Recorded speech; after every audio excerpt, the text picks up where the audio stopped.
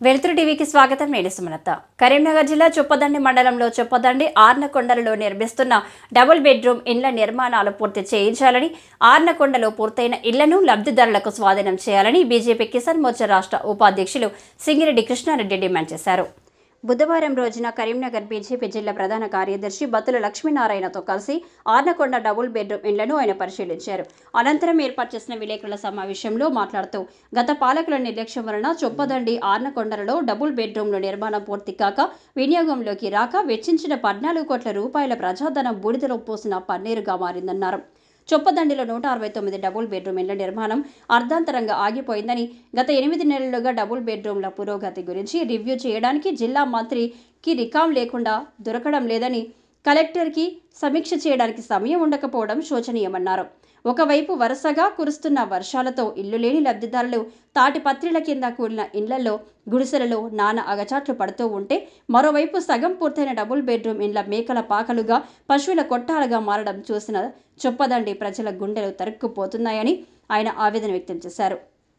ఆర్నకొండలో నిర్మాణం పూర్తయి లబ్ధిదారులకు నంబర్లు కూడా కేటాయించబడ్డ డబుల్ బెడ్రూమ్ ఇండ్లకు కేవలం కరెంటు కనెక్షన్, నల్ల కనెక్షన్ ఇప్పించకపోవడం వలన లబ్ధిదారులు అందులో నివాసం ఉండలేకపోతున్నారని, చొప్పదండి శాసనసభ్యులు మేడిపల్లి సత్యం తక్షణం స్పందించి ఆర్నకొండలో ఉన్న డబుల్ బెడ్రూమ్ ఇండ్లకు విద్యుత్, నీటి సౌకర్యం కల్పించాలని, అదేవిధంగా చొప్పదండిలో నిలిచిపోయిన డబుల్ బెడ్రూమ్ నిర్మాణ పనులు ప్రారంభించే విధంగా చర్యలు తీసుకోవాలని ఈ సందర్భంగా డిమాండ్ చేశారు.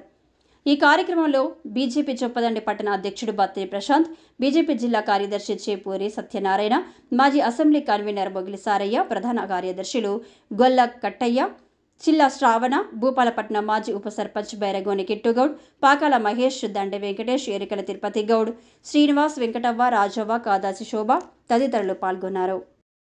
చొప్పదండి మండలం చొప్పదండి ఆర్నకొండలలో 14 కోట్ల రూపాయలతో నిర్మించిన 238 డబల్ బెడ్రూమ్ ఇండ్లు చొప్పదండిలో నిరుపయోగమై పశువుల కొట్టాలుగా, మేకల పాకలుగా విలసిల్లుతూ ఉన్నాయి.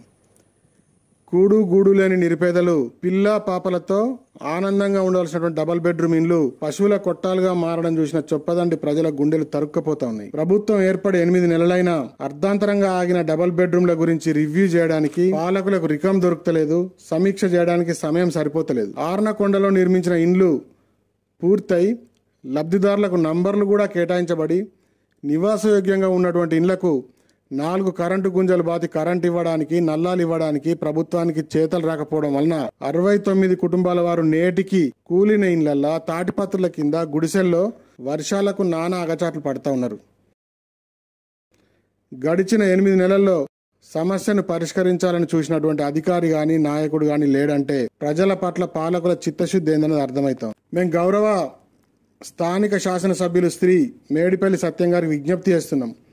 మీరు తక్షణం 15 రోజులలో ఆర్నకొండ డబల్ బెడ్రూమ్లకు కరెంటు సౌకర్యం కల్పించి ఈ నిరుపేదలకు గృహప్రవేశం చేయించాలని, అదేవిధంగా చొప్పదండిలో నిలిచిపోయిన డబల్ బెడ్రూమ్ నిర్మాణాలను సమీక్షించి పనులు ప్రారంభించే విధంగా చర్యలు తీసుకోవాలని, లేని పక్షంలో 240 కుటుంబాల పక్షాన భారతీయ జనతా పార్టీ ప్రత్యక్ష ఆందోళనకు సిద్ధంగా ఉందని సవినయంగా మనవి చేస్తా ఉన్నాం.